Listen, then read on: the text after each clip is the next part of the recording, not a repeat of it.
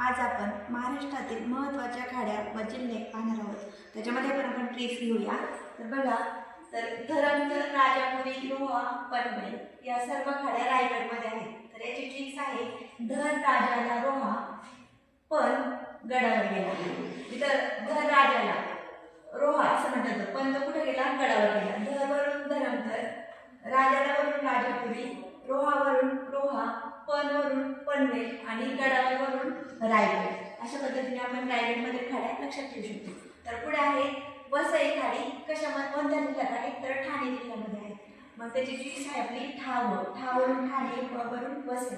आता पुढचे आहे दाभोळ, जैतापूर, माहीम ह्या खाड्या ज्या आहेत, दाभोळ, जैतापूर ह्या खाड्या आहेत रत्नागिरी जिल्ह्यामध्ये।